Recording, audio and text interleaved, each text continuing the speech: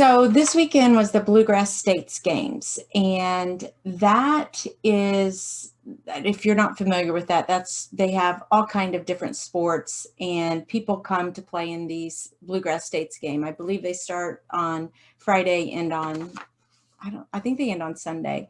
So, and it was just this past weekend, and I enrolled and registered to play with a partner in the pickleball tournament. We were going to play women's doubles. They have pickleball, in case you don't know, and a lot of people have never heard of pickleball. They have no idea what pickleball is. And I want to show you a picture. Maybe you can see this.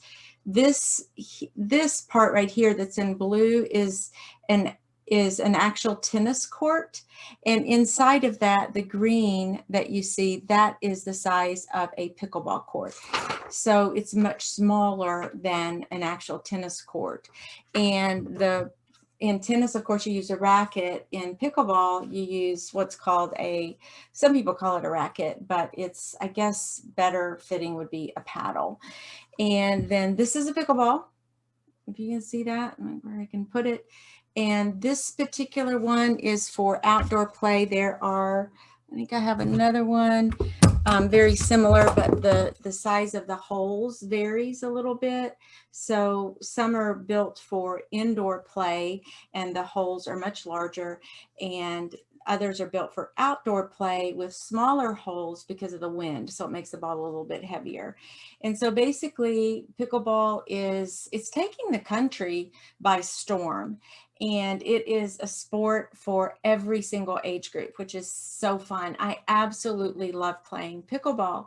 I used to be such a big tennis fan, and now I'm a total convert to pickleball. And part of it is the social group that I've developed and all the friendships from this group in Frankfort, Kentucky, where I play the most. And so it's kind of like a combination of racquetball, ping pong, and tennis. I guess we could say that all wrapped up in one, maybe even handball in there, if you will.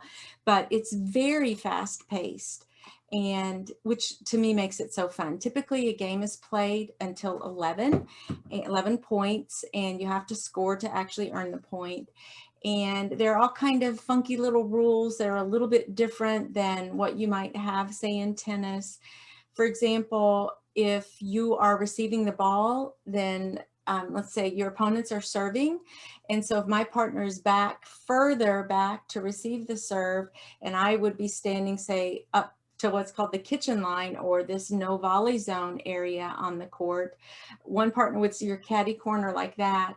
So let's say I'm standing there, and my teammate is taking the serve, receiving the serve, and the person serving, our opponents, accidentally hit me, they get a point for that. I mean, how weird is that? That seems like totally not fair. So yeah, you learn these things the hard way. I remember I was hit once, and I'm like, okay, do over or whatever. And they're like, no, we get the point. And I'm like, what? So that makes you want to duck a lot, just in case that ball looks like it's coming for you. You got to duck out of the way. But I was just playing yesterday, and I have a little ponytail like this, and I could tell the ball was soaring my way. And so I ducked really quickly to get out of the way because I knew it was going to go out. And don't you know, it just kind of clipped the top of my hair. Point for them. It counted. So you kind of learn some of these quirky rules as you go. And although this is a wiffle ball, it can really, really hurt. I play in Frankfurt with what we call they're kind of like the bomb squad. And there are by far more men than women playing in this particular group. And so these guys, they're like 3.5 players and above. And by the way, it's ranked. I think it starts at 2 and goes to 5. But they're very, very good and very consistent. And if you get hit with a ball, it can bruise you. It can leave lumps, big red marks, and tattoo you with the little holes. You know, I've been hitting my leg like that. And you learn to kind of it is a wiffle ball, so, you know, buck it up, buttercup. That's what somebody told me that once, you know, like, suck it up, buttercup. I'm like, okay, but it hurts. But anyway, so here I am. I've been playing pickleball for now, I guess, over a year and a half, and just absolutely love it. It's so fast paced, like I was saying a moment ago. and before you know it's over, and then you change partners, and then you go at it again. In tennis, sometimes as I play, there's a lot of hurry up and wait and chasing the balls and so forth. But with pickleball, it's much quicker. The games go faster.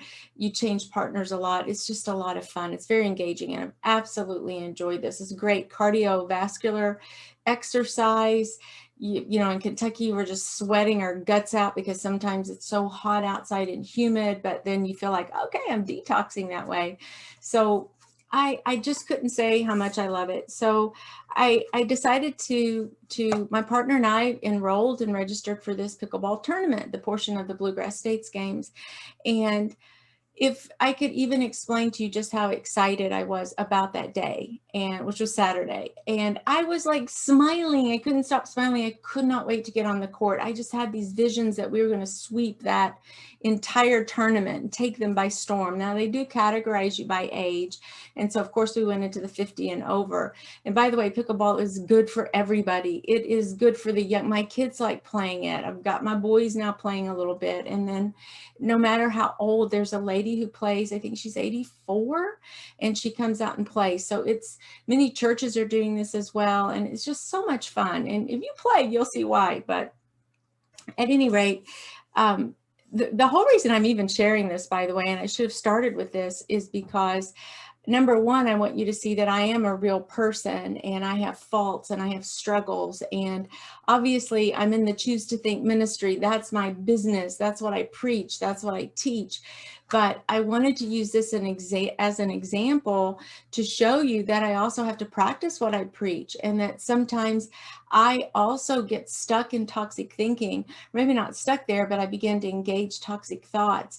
And this pickleball tournament is case in point of what happened to me when I started engaging and energizing a whole bunch of toxic thoughts. And so I wanted to share that with you so you could see a real life example, a recent example of how I too have to take my thoughts captive, and the impact of not taking my thoughts captive actually cost us the tournament and cost us some wins as a team. And then number two, I'm going to share at the end of this video 5 tips to encourage you, 5 tips that might help you in your journey. And it may not be pickleball that we're talking about, but just some sort of life lesson to remind you that when the stakes seem high, there's a good way to do things, and then a not so good way to do things. And I'm hoping that you can apply the lessons that I learned this past weekend to actually any situation in your life. And some of them may be much more serious than simply a pickleball tournament in Kentucky in 2021. So first off, as I was saying, that the day was going so well. I was so excited, and I made sure I was doing all the things that you need to do physically. I felt like I was very physically fit and ready. My partner and I had practiced considerably the week leading up to the tournament. We were ready to go. I made sure that I got good rest that night. I was hydrated. I had all the things I needed, all the food, the energy, everything. I was good to go, all systems straight ahead, and eager, and I was excited. I will tell you that I was very much focused on winning. And part of the reason was because I've been dealing a lot with declarations and manifestations and pondering all of that and what does that mean. And so I kept seeing us, my partner and I, as winning and just sweeping this tournament. And that kind of set me up for focusing on the outcome. I didn't realize that I was actually doing that, but after the fact, I was so focused on winning that I forgot to stay focused during. But at any rate, we get there, we start practicing, and right when I got on the court, I don't know why, but I felt off. And maybe we were just hitting back and forth. It was a little windy. The courts were temporary courts with temporary nets, which we're not used to playing on. We'd never played there before. And so basically they took a tennis court and they put 2 pickleball pickleball courts going crossways on the court with the actual tennis net in the middle and separating both the pickleball courts. It's hard to imagine. And then you have to add lines to it on both sides or both ends of the pickleball court. But they had done that. And so the lines were a little bit tricky. There were a lot of lines, and the white line that is normally indicating the no volley zone, or the kitchen line, which is close, it's on both sides of the pickleball net, that line is usually white, but in this case it was a light green, and it was about 2 feet in front of what it was the tennis ball white line. This is very difficult to explain without a visual, but all that to say the lines were a little funky. It wasn't an actual pickleball court. And the net was also temporary. So they have another rule that if the ball hits the net and goes over, but it hits the bar on the temporary net below, it doesn't count. So things like that, that normally if your ball hits the net and goes over, right, it's your point if you serve. So we had to kind of adjust to that. The weather was fairly nice, although it rained on and off. So there was some stopping and going and delaying, and it was a little bit windy. Also, I have never, ever played in a tournament before. And I'm used to playing with people I know, and we have a lot of laughs, and we kid around a lot, and we talk during. And so this was entirely different. In the area where we were playing, there were 4 pickleball courts active, and then some people could kind of sit on the outside of those courts, and even in the across the middle. And there weren't like a lot of spectators, but a few of the people from Frankfurt had come to show support for other people. And we weren't the only ones from Frankfurt playing in the actual tournament. There, matter of fact, Paul and Doug, who play in Frankfurt, they actually won their division in, I think it was 3.5 men's doubles. They won. They came away with the gold medal. So that was really exciting for them. And whoops.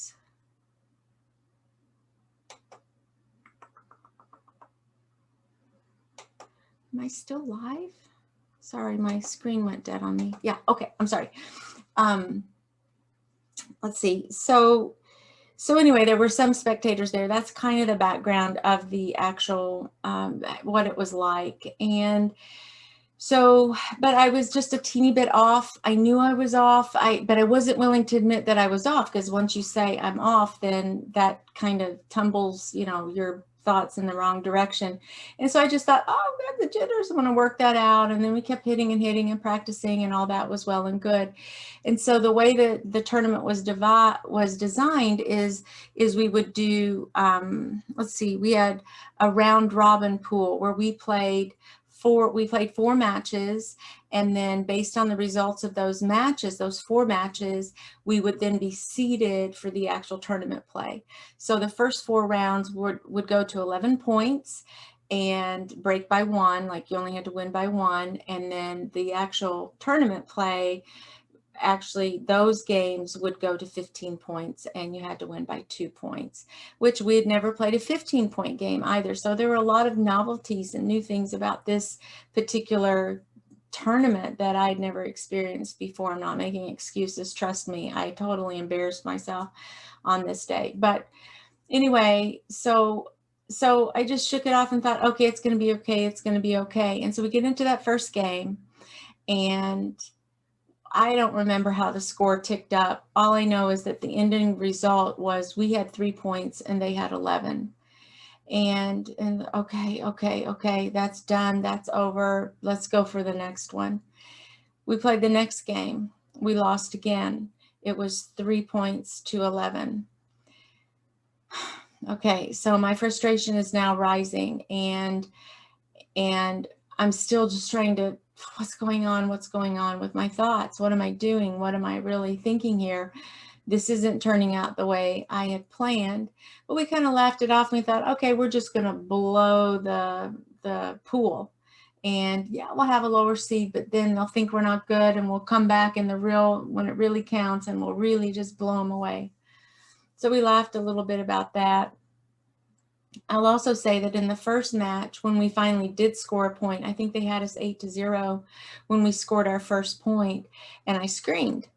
And which this was nothing like, say, Wimbledon, where there's like, shh, and silence, and you can't even, say anything. It was nothing like that. But I suppose there is a pickleball etiquette and a tournament etiquette, and probably that wasn't the place for me to do that. But I was so excited that we scored that first point, and I felt entitled. I'm like, we got to yell, we got to get excited. I was also trying to incite myself and just say, okay, we got a point. And so anyway, there was that one little embarrassing moment where I wasn't exactly, I just did that, whatever. Second game, 3-11. Third game, 3-11. And then happened something that has never happened before in the year and a half in which I've been playing pickleball. I cried. I bawled. Here I am, a grown woman, crying over a pickleball game in the Bluegrass States games at a tournament. My poor partner. I don't know. Kathleen is her name. I don't know how she quite managed me this day. She was playing her normal self, and she played very well. And I totally choked. So she pulls me aside as we're walking, off the court, and she's trying to console me. I'm like, I don't know what's wrong with me. I just have no idea what's wrong with me. I've played in plenty of tournaments all my life. I played sports in high school. I played, tennis, like fun doubles kind of stuff, and very competitive. I just didn't know. I was out of I don't know what was going on. So, okay, that was over. We went to our fourth round. We lost that one. I think we had them, I believe it was 6-0, something like that. And then they came back and won 11-6. And by this time I'm fit to be tied, and I am so self-focused, so consumed with this losing streak, and also very childish. And at the end of every pickleball game, all the players walk to the net, and you just tap your rackets like this. You just tap your rackets and you say, good job, good game, something like that. It was such a poor sport. And I would go and I wouldn't even look at them, because how was I going to say good game? It was a horrible game. And I was not having any fun at all. This is embarrassing a little bit to share this, but I really want you to see that, I just had a little kink and things to learn in my life and things to learn about my thoughts. I keep what I call a listening journal. My friend Pamela gave me this. It says, change your thoughts and you'll change the world. I love that. And anyway, so each morning, or every morning, I try to record what I think how God might encourage me. So after I do my devotions, my studies, my writing, and all of that, I like to sit and just see if maybe God would drop something in my heart. And on the day of this pickleball tournament, this is what I wrote, as if God is speaking to me. And this is what I was imagining that he might be saying: play pickleball with all your heart. Enjoy this day, daughter. I'm with you. That's it. That's all I wrote on that day. What I wrote the next day, I'll read you in a moment, was totally different. But anyway, I know that he must have been working in all of this, and that, when God allows you to bend like this, he's probably got a pretty big lesson for you to pick up on. And I don't want to miss the lessons that he's trying to teach me. I will say that much. So then we have a little bit of a break, we eat a little bit, and then we're ready for the single elimination actual play. And of course, because we were seated low, because we didn't win any of our 4 matches in the round robin, then we had to play the harder teams. Okay, and I will say that game went much better than the 4 other games. And I seemed to correct a little bit on how I was playing. And I think we lost that game 15-12. So I felt a lot better about that game, at least. It's just that we still lost, and then we were out. And then I had to leave the place and drive back home and figure out what the heck just happened. And from there, I studied a little bit about mindset. I wrote down the thoughts that I was having, because that's one of the techniques that I use with coaching clients. I help take them through, you got to know what you're thinking about in order to correct that thinking. take those thoughts captive? If you don't know what you're thinking about, how do you possibly take those thoughts captive? So I realized that these were the thoughts that I was saying during this tournament. I'm playing horribly. I can't get a shot over the net. I keep hitting the balls out.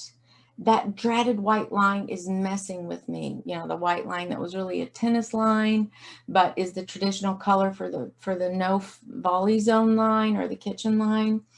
And then I was telling myself, I'm not on my game, which was the very thought that I had when we were warming up. I'm just not on. Oh my gosh, I'm not on.